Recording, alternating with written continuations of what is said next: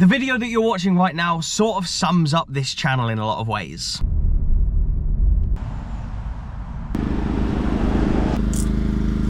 That's all, yeah. 120 guys. So Monday morning, the only place I can find for a coffee is the burger van in this small village.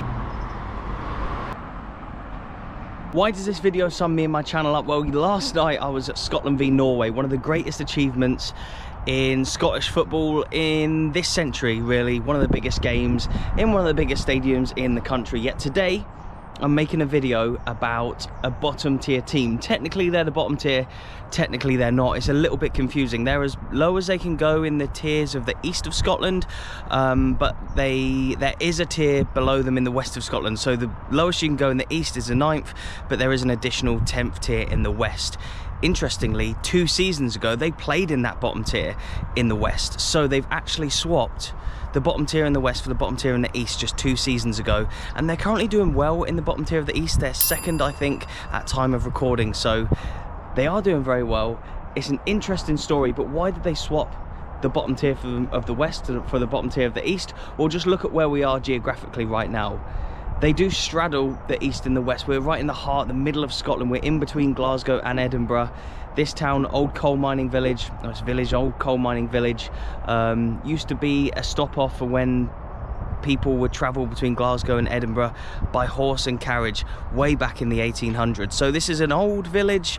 Doesn't seem like there's a huge amount going on in it on a Monday morning, which is kind of understandable, but should be a really interesting video. For me, I love the bottom tier videos. I've made many bottom tier videos in regards to the West of Scotland League, and so I'm really excited to start making them in the East as well. Do check out my Battles of the Bottom Tier playlist. Stick around to the end and I will link that so you can click straight through and watch all the content. Also, £1.20 for a coffee. What a deal. You wouldn't get that in like Costa. So I think everything behind me is North Lanarkshire.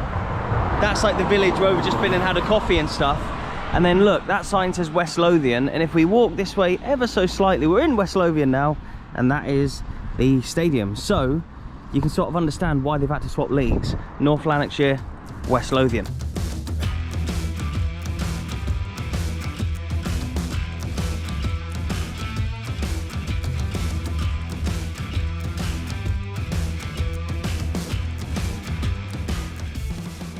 I'm Audrey Gray, Club Secretary for Harthill Royal Football Club. And you were just telling me about the social club that we're in now. How important is this to the football club? It's very important. It's their main sponsor. We don't have a main sponsor, so we're very lucky to have. It's licensed Friday, Saturday, Sunday. So we have an outdoor area that's licensed as well for the summer months, and it's really well supported by the community. We have. It's members only other than Saturday when it's football day, when obviously away support and things can get in as well. And we currently have about 150 members. Wow. So, are they all local to the village then? Yeah, okay. Yeah. And so you're in quite an interesting spot geographically. You're like on the cusp of North Lanarkshire and right. West Lothian, is that right? And so you've switched from the West of Scotland League a couple of years ago to the East of Scotland League 2 seasons ago, right? You were in the West? Yes, How was the transition and why did you move over? Well, originally, like back in prior to 2021, I think it was, we were like part of the SJFE and we were in the East Region Juniors, and then that all disbanded and people had the choice to go either west or east. Because we were right on the border, we had a choice, and at the time our management, a lot of our players came from the west, so we thought that would probably be more beneficial for them. You know, we were definitely halfway between everywhere, so we went west and we had 1 season, but we felt it wasn't really. They were very supportive, but it wasn't really for us. We were better coming back to the east and being with more local teams, Voltes, Bathgate. So that's who you traditionally would have played? Yes, and the juniors. Back in the day, okay. Yeah. And so now you're playing the Fold Houses and stuff. Because I suppose in the west you'd have been playing teams like Campbelltown Pupils. That's right. Which from here would be what, 8-hour round trip? Yeah, it was a fair journey. Exactly, yeah. So it was a day out with the social club. So you feel like the club is back where it sort of belongs, playing in the east? Yes, lots more derbies. Amazing. So it was good. To be perfect. Back to the east.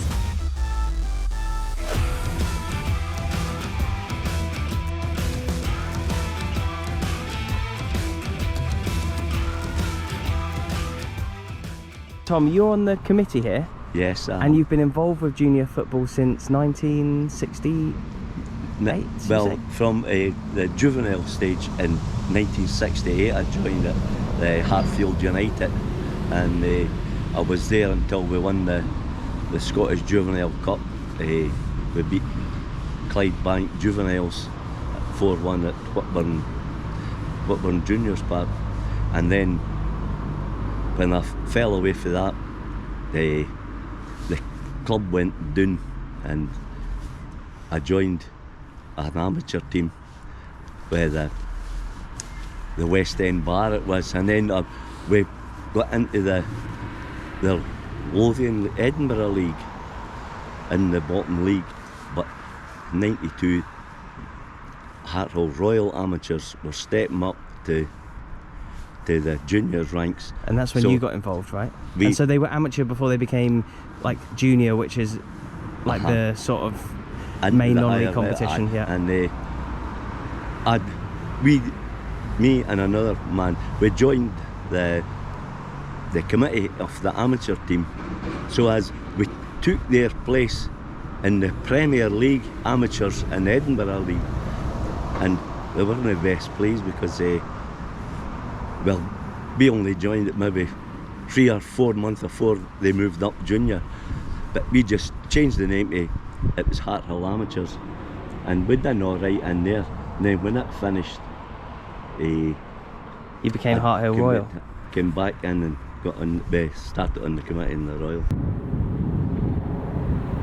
How has junior football changed from 1992 when Harthill Royal became a junior club, which is again the non-league level here in Scotland? How has football changed in that non-league level from then until now?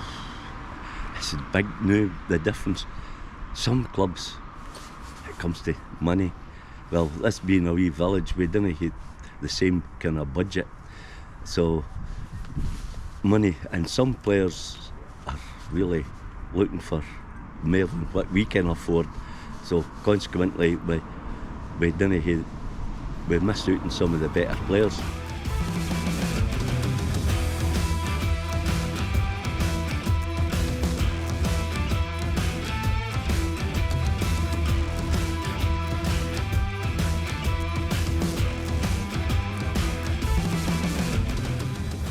It's always an adventure coming to grounds like this, because I've never really been to a lot of them before.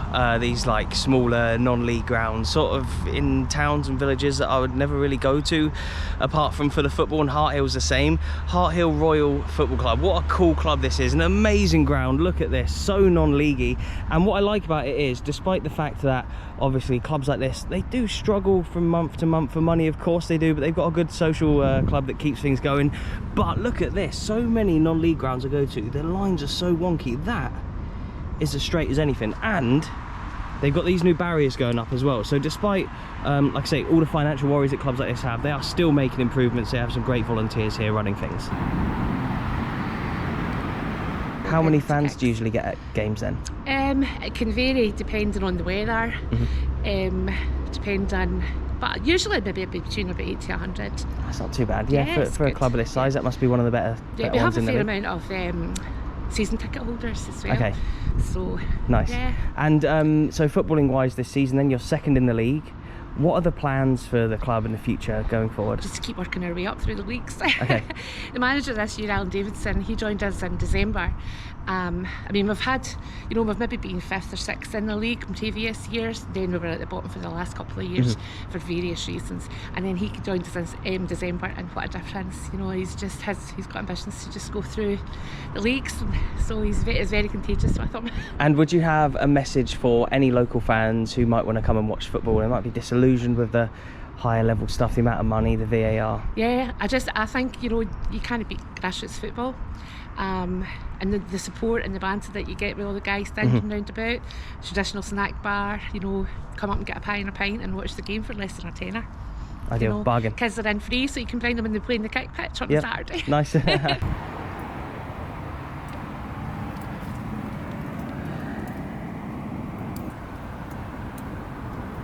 So there we have it. I never thought I'd be filming a video about not only a bottom tier club, but a club that has swapped one bottom tier for another. And again, like I said, I've already showed you the bottom tier playlist. Please do just stick around to the very final moments of this video and you can watch all of my bottom tier videos, yeah, from like Kello Rovers, who are one above the bottom tier, to teams like Royal Albert, Saltcoats Victoria. They all have like a bottom tier spin. They're always really fascinating videos and really, really interesting. But yeah, Harthill Royal, where they are geographically, obviously has changed what the club's all about. But what did you think? Let me know in the comment section below if you've ever been there. Do you play for them? I put an Instagram story on recently, yesterday when I was actually there filming it, and loads of people were replying saying, it's my local club and all that. So thanks to everyone for that. And like, yeah, here's the video. So I hope you have enjoyed. I'll have to come back for a game. I'll have to see more teams in the East of Scotland League as well. If you support an East of Scotland League team, let me know if they have a unique story, a unique spin that you think would be good for this channel, and I will try and get there as soon as I can. But yes, here is the playlist on screen right now. Please do click on it and you can watch all load of different interesting bottom tier videos. Luga, Boswell, Thistle, BSC Glasgow, teams maybe you've never heard of that have really interesting stories. Thank you so much and goodbye.